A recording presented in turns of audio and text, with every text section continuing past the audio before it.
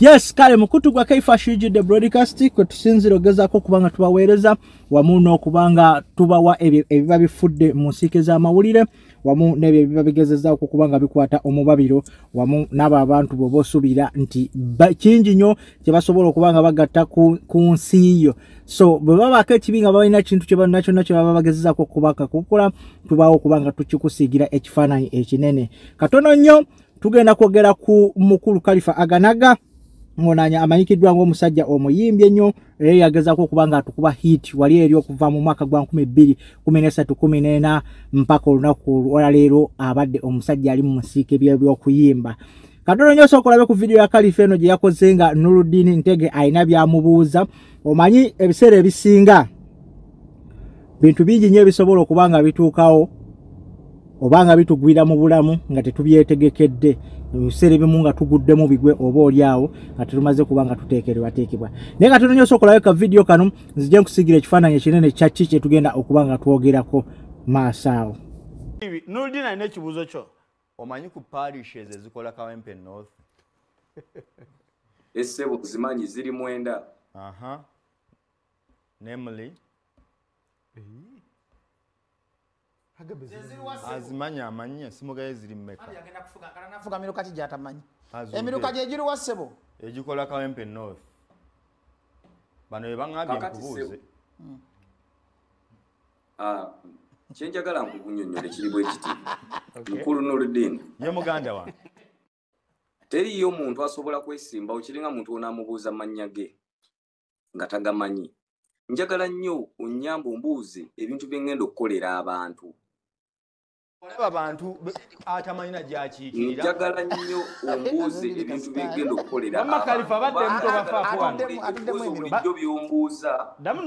nga Kalifa music Kalifa nga politician. Honorable Kalifa toka kumanya miruka giri mu constituency tiyo honorable. Emiruka njikunnyonnyodde emiruka giri mwenda. Ati mutuwayo emiruka 5 gyokka gy'omanyi mu Kawempe. Gyogenda ofuga.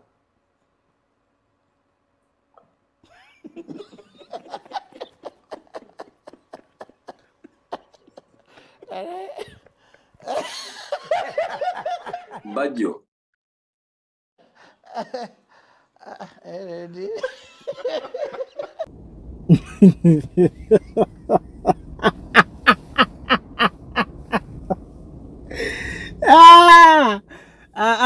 Ebintu bizibu bw'oba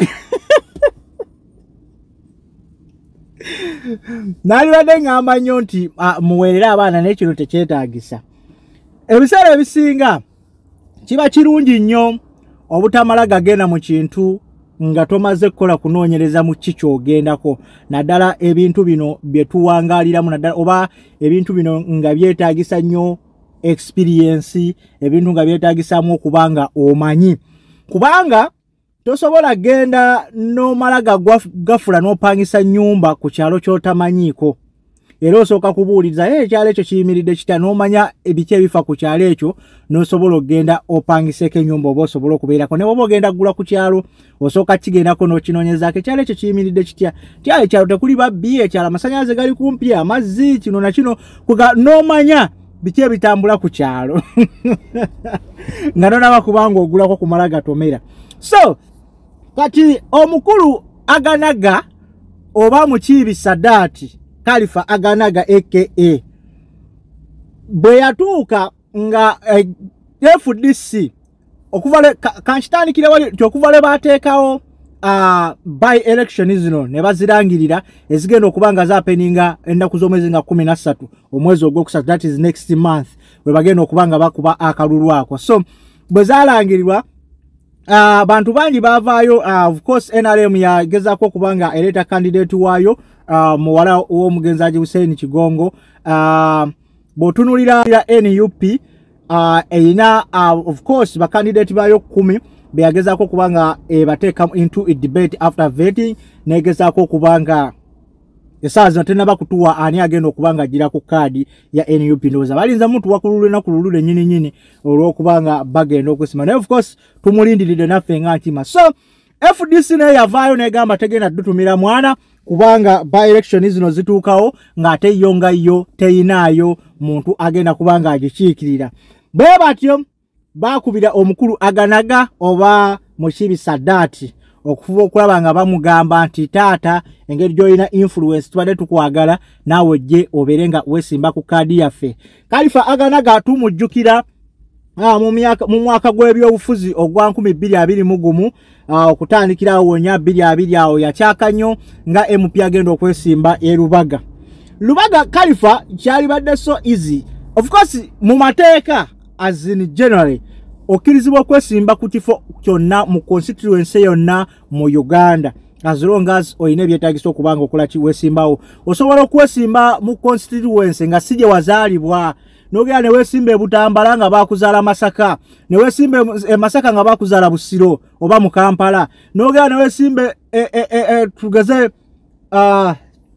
Kamuli naye nga ate toli Musoga oba toli we Busoga. N'abantu bangi tubalabyeko nga si Baganda ne bajja nenga constituencies abaweereza za wano mu Buganda. So ekyo tekirina mu mateeka we kigaanira kubanga okola ki ng'ogenda okwesimba ku constituency yonna. Naye ekikulu ekiriwo kyakuba nti abalonzi bo bakutegeera okubanga banaasobola okwesigana ne bakuwa akalulu mu constituency eyo kyekibuuzo ekinene ekiba mu bracket. So 2020 mpaka 2021 mu biseera by'okulonda ebyo Khalifa Aganaga yavaayoko okukyaka ng'agamba ayagala ekifo eky'Olubaga North. Of course abantu banyi bamulinda kubanga Khalifa mu Lubaga yateekawo impact nene nnyo okuva mu yakuba breakthrough ye nga mu mwaka gwa 2013 abavubuka bamutegeera nnyo nga ali Khalifa y'omu ku bayimbi abaali basinga eggaali ebiseera ebyo. So bw'olaba Lubaga oyinza okugamba Lubaga abantu bayo bamutegeera mwakulidde mwabadde mwayatandikira ebintu eby'okuyimba kwegamba olabya ddala nti bamutegeera naye bw'otunuulira constituency ng'eya Gundi Kawempe North muganda wange ebaako ebibuuzo biba bingi. So bw'otunuulira ekibuuzo kye baabuuziza Khalifa, it's a simple question ekisobola okufeyiringa buli muntu naawe kennyini abeera mu Kawempe akuliddemu. So kirabika kiri simple but it's the hardest question. So tuyinza okuseka nga tusekerera Khalifa naye nga ye ali badde ataaga okubanga yeesimbawo ng'omukulembeze ebyo twali badde tusuubira okubanga abimanyi simply because baba balina FDC adde alina okumuteekateeka mu bintu bino wammanga ng'erina kumugamba constituency eno gy'ogendamu oba gye tukuwereddeko kati gy'ogenda okubanga weesimbamu erina emiruka 9 okitegeera. Emiruka gino ogusookerwako Kyebando tuyina Mbogo nange kenyini sigimanyi wadde nabeerako mu Kawempe naye nze sigimanyi naye nga manyimu egimu tuyina Kyebando tuyina Mbogo namuli nze nsobodde okumenyako ebiri Khalifa ne ogumu gwamulemye okubanga amenya. So kyembalirizaako okugamba nti baba balina omumuteekateeka ebyo kubanga abimanyi kubanga omusajja asobola okujja n'amubuuza ekibuuzo nti ogenda kuliidinga abantu b'e Kawempe, what is the general population ey'e Kawempe? Amazima ga Katonda mu ggulu nga togimanyi. So baba bagenda kubuuza abantu ki muwendo gw'abantu ki gw'ogenda okuliidinga n'ogumanya togumanyi. Kyo kye baamugambye nti kibuuzo kirabika ng'ekyangu but it's hard to answer simply because Khalifa Aganaga bw'otunuulira abantu bagenda okufuga oba emiruka gy'agenda okufuga bw'oba bakuwadde obukulembeze bwo Gundi yo constituency yo gy'omanyi eyitirawa emiruka emeka era ogenda muguliwa na guliwa kyekibuuzo ekyali baddewo nti naye baaligambye nti bagenda bakole campaign yali badde amanyi nti kati wenva wano ngenda Mbogo bwe tuva Mbogo enkyandi bwayise bwenva bwayise ndi Kyebando okitegeera ng'amanyi ki kyakola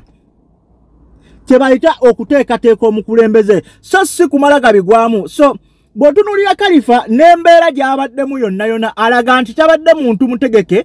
ku kifo kino kye bamuleetako eky'obubaka bwa paalamenti obwa Kawempe North. Bw'otunuulira olunaku lwe baamukwasa kaadi okubanga nti yagenda okukwatira FDC bendera owewuunya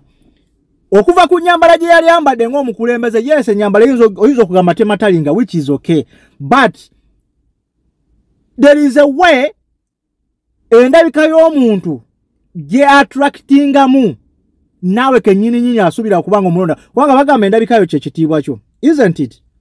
nti bw'otunuulira byonna bye tuzze ne bwe kiba kintu tosobola kuvaawo n'omala gagula lugoye lutalabika bulungi bw'ogenda ogula ekintu kyonna era olondayo ekirabika obulungi. So nenfaanana y'omuntu ematalinga bw'olaba bwe yali ayambadde akaviiri ke kwegamba nga kiragira ddala nti ayinza n'okuba yabadde ali mu kuwandiika nnyimba ze ali mu studio ye alikola biti FDC n'emukubira akasimu nti owaayo oliwa nti mbadde wano eno nga kufudde musidenti sooka otusaleko wano najja nankuumi agenda otuukayo ng'okkakana bamuwa kaadi nga teyeetegese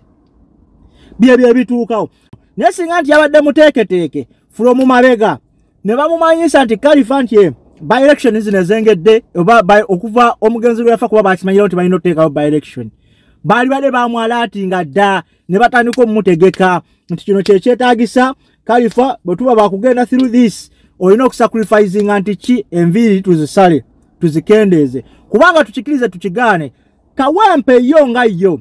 ebitundu 8 ku buli 100 ekolebwa abasiraamu Khalifa musajja musiraamu obusiraamu mumanya emisoso gyabwo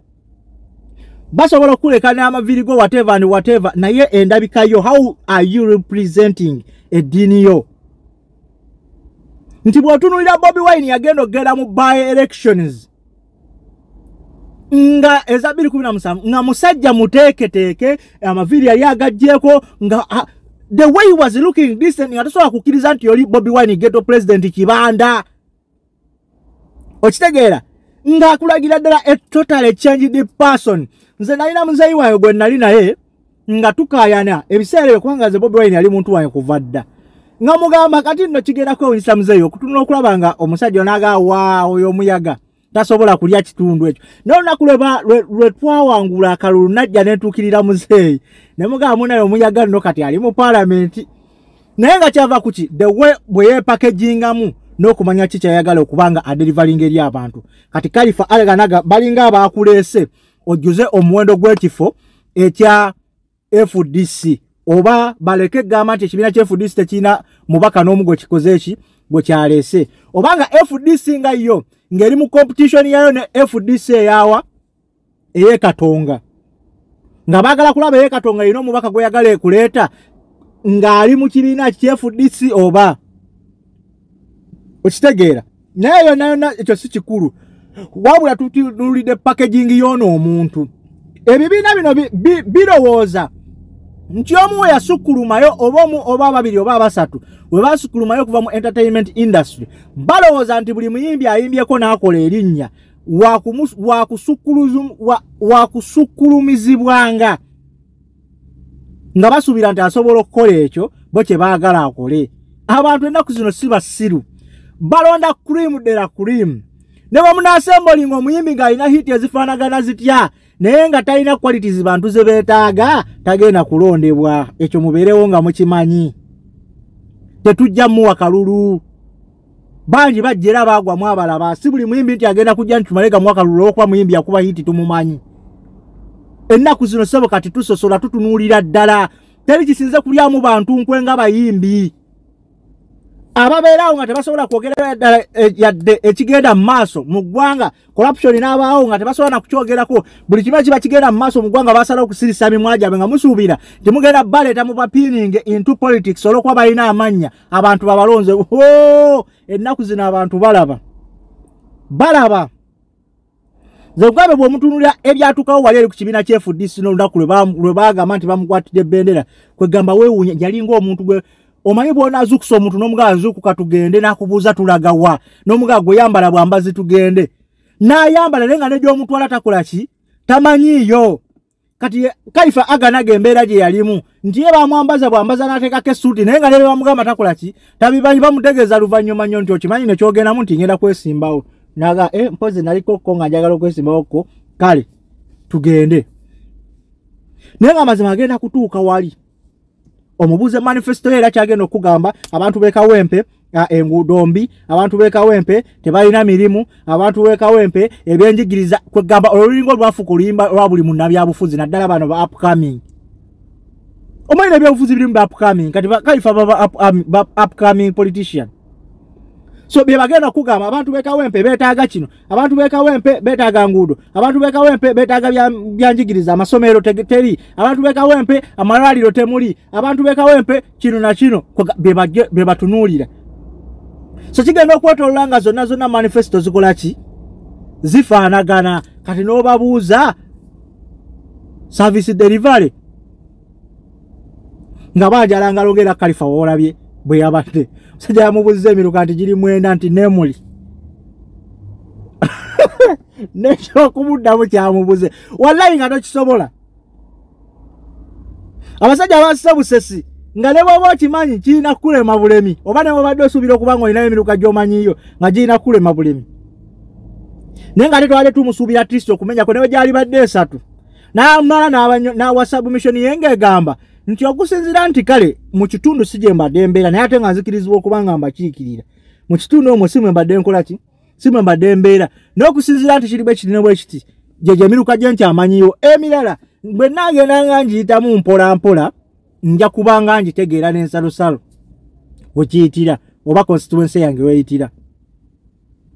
ekyo na kyekiddayo ne ku mukulu Big Eye Bwana Mayanja nawe olina okwekuba mu ttooki singa banaakutuuza ne bakubuuza kuba tonagendako naye mukaguli twagala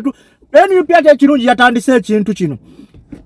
bwe wabaayo ababaka abalala abali ku kaadi Big Eye gyagendako wali enansana babaleete babakube wali tubawulirize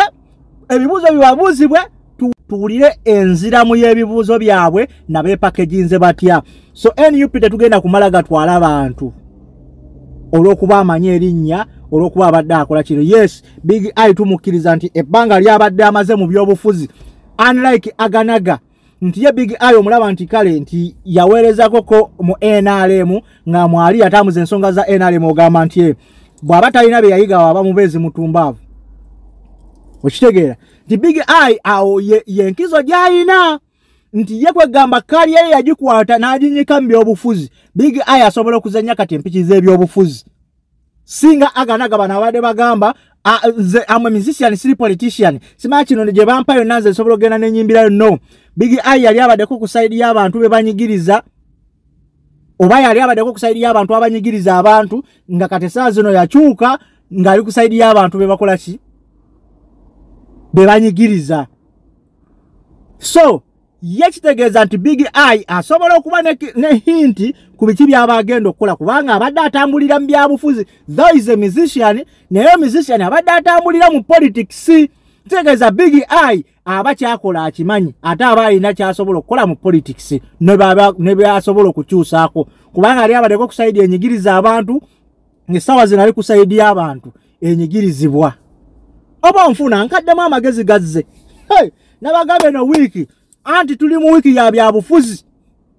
ate nga n'emyaka gye twolekeramu kwa byabufuzi so temwewuunya nnyo kubanga buli kantu ke tukola ennaku zino kesimbya ku politics lwa nsonga tulina okusigira abantu baffe ekifaananyi ekinene baleme kuzibwa maaso twagala kati kulimu ddera kulimu buli agenda mu parliament nga tukimanyi nti bwakwata omuzindalo nga we nabagambako mu vidiyo eyaggwa omugamba taata tolekerawo bakube microphone yalina okweyimirira kati twakooye bino tebikyalimu muzannyo ate nayagadde NUP ekintu kyekola tusooka bateeka kasengejja ne tumanya kiki kyosobola okukola n'ogenda okuvaamu kadi okummibwa ng'okimanyi nti kadi baginyimye lwa nsonga levo zembadde nerijjako z'abantu abagala kadi ono simutuuka nono simutuuka omanyi ne bwemba mukoze ebibuuzo byogenda obivaamu nga approximately omanyi max z'osuubira okubanga ogwenda kufuna olw'ensonga bw'oba bakoze mistake oba omanyiiwo eno enamba nagiyingire naye nabadde sigyekakasa okitegeera neze wakoze ng'ozeekakasa ovaayo zimanyi so kyekimu ne kana akasengejja NUP ke yataddewo ku babaka nti ogenda okuva mu debate eyo ng'omaze okweweeyinga okusinziira ku bannengeri gye bazzeemu ebibuuzo naawe gy'obizzeemu nobeeraawo ng'okimanyi nti kadi enkubye sigenda kuvaamu ate ngende nzirenga independent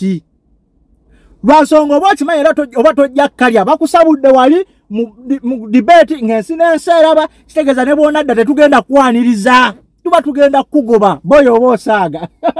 waliwo ebyatuuse nabagambe guno omwaka gwe twayingiddemu okuyingira omwaka ogwa 2026 tugenda basunsula si mu mutima mubi wabula nga tubasunsuziza bwongo buli mutendera gwa bukulembeze kino nakikuzzaayo nga nkomyewo eno ku nsonga z'abakalifa Big Eye kalifa kati kino kikuzzaayo nti buli mukulembeze okutuuka ku mutendera gwe yali baddeko yali badde alina waasookera tukikirize tukigaane nti buli mukulembeze yenna tewaali buuse kiraasi n'omalaga gwa gy'oteekeddwa kugwa ng'obwongo bwo tebutoola bulungi. I'm sorry to say nkaddemu amagezi gazze nti bw'otunuulira nti omukulembeze ng'abadde shepti okuva ku mutendera gwa LC ne waba atandikidde ku LC 1 ne waba atandikidde ku LC 5 ne waba atandikidde ku bwa kansala what and what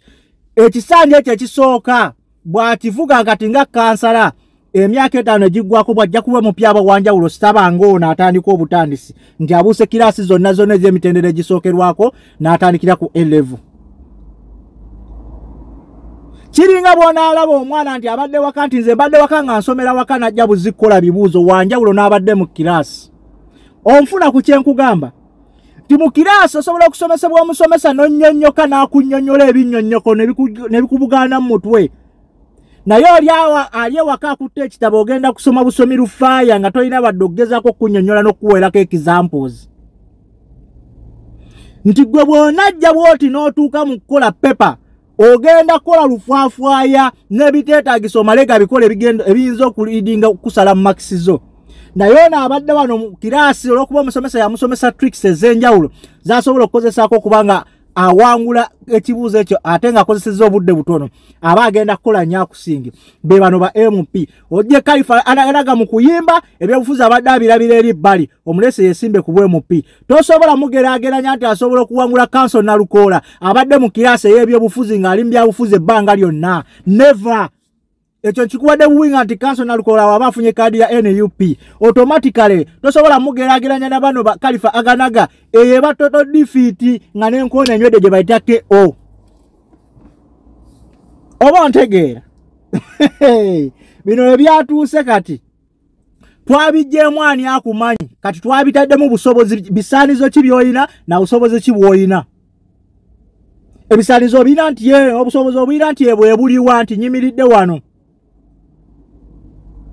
So si musajja kubuuza nti mpaayo emiruka gya constituency gy'ogenda okukiikirira nga tosobola na kuneeminga yadde emiruka egiwera ebiri oba ogenda kiikirira kyekyo ky'omanyi. Bino tebiriiko bya nnyoko yalimawa naye nga kyalibadde kituufu obukulembeze obutuufu mu mazima ga Katonda bwali badde buva ku muntu oyo abadde mu kintu ekyo ng'era akimanyi. Oba kitegeera nti omuntu abadde ku kyalo ekyo obanga abadde kwabeera obanga kwe yakulira oba ki aba amanyi ekyalo kyo n'okusinga gwe abadde akijjako obujja. Kati kano njagala kano tukafune bwe kuti njagala mwenna munjulire. Bw'otunuulira omuntu nga si ku kitundu si kwabeera yes buli ekitundu kyonna kisobola okukiikirirwa omuntu nga si kwabeera naye bw'otunuulira omuntu kati bye bino ebituuka ku bannyeko Deriki nga olaba ekyatuuse ku nnyeko Deriki nkyagenze yajja n'asaba akalulu abantu bamuwa akalulu naye ku kitundu si kyabeera kitegeeza kimukalubiriza okuba nga adda ku kitundu okwo n'okuwuliza ebintu by'abantu byasobola omutuma agenda abakiikirire mu palamenti kuba abamukiise olina kiikirira birowoozo by'abantu. Nkaddemu amagezi gazi oba onfuna nti omuntu atabeera ku kitundu ekyo yagala gaana akkiriza lekayo tagenda gezaako okukola ebyo bye mwagala simply because mugenda mulaba ko lwazze kubanga azze basaba akalulu oluggwa aziireko ebibye adde gy'asula. Byagendo sibanga asigalidde okukiikira bigenda kuba byanjuye so si kitundu gye baamulondedde. Oba nfuna naye ate omuntu ono omubaka gwe mulonze tugambe ng'asula ku kitundu kati nga Kawempe nga mumulonze nga muntuuze w'e Kawempe kyangu nnyo mmwe okukeera ku makya ne mwegugunga ne mulumba ku makaage ne mupaakinga ne mumulinda ku mulyango ne mumugamba ssebo taata twakulonda otuweereze otukiikirire wali naye toyina n'ekimu kyogezezzaako kubanga okola ki ng'okola kutukiikirira sebyokoze bye biriwa. Asobola obbannyonnyola nga mumulabako awo mumutunuulidde naye ate ono atasula ku kitundu mugenda mujjawa mumukubira amasimu bebo omubaka ali bizo omubaka yafulumye eggwanga omubaka ali kino kwegamba n'obuweereza bwe mwamutuma ne mubeera nga temumubina oba nfuna. So the best way to choose a good candidate yali badde alina kubanga ava mu kitundu omwo g'amazima gabeewo. Sisobola kutuma genda kukiikirira nju yange nga simwobeera bizibu ki by'omanyi ebiva mu nju yange nga si gy'obeeramu oba nfuna. tosobola genda onjogerera bifa mu maka gange nga gwe mu maka gange simu osula biki byogenda okwogera byomanyi ebifa mu nju yange nga sinza byeyogeredde obanga situmye omu ku baana bange obanga situmye omu ku bantu bange abawangalya mu nju yagenda byogera so kati kyekyo kiriwole mu constituency kikye musuubira omuntu ogenda obbakikirira mu gundi mu parliament okwogera ebizibu byamwe nga ku gundi ku kyalo si twabera ne ku miruka gye nyini tagimanyi nti ntandikiyewo leero ngenda mugwawo genda okuwuliriza abantu bano leero olukiiko ndukubyewo ngende mpuliriza abeeno kale ekitugatta nti ffenna ekitubonyabonya mu kawempe kyekino mu miruka omwenda nti kale kangende njiteke order paper ngezeeko okubanga tukidiscussingako mu parliament tulabe nga tufuna solution ekitereeza nkaddemu okategedde so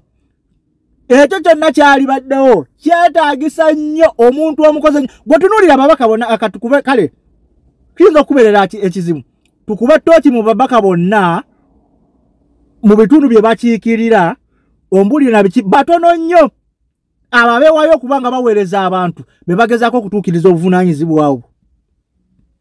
era njagala babuuze abo abakiikirira constituency zonna ze bakiikirira nga simwe babeera basembayo ddi okubeera mu constituency zaabwe ezo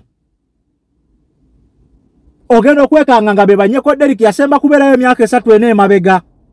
akomyewo ssaawa zino ng'akimanyi tugenda mu mwaka gwa byakulonda addemu asaba akalumwe mulonde addemu addeyo mu makage yeebake anyumirwe ne mukazi we tulowooze tuteeke obuvunaanyizibwa bwaffe ku bantu ki abagenda okuweereza eggwanga lyaffe eggwanga ddungi nnyo eggwanga lyaffe eggwanga erina resources ezisobola okuba nga zitugaggawaza n'otutwala ku mutendera oguddako ogw'ensi yonna singa tuba twekwatidde wamu ne tulonda abantu abalina obusobozi obututuusa mu ekyo era abalina omutima gw'eggwanga ye lwaki sikoma wano sigadde nze Kfash Uganda straight out Uganda to the world mukutu gwa Kfash UG the broadcast subscribinga likinga commentinga ate sharinga bannange mbegayirira komata kumira mpeera mbagala nnyo I sign out.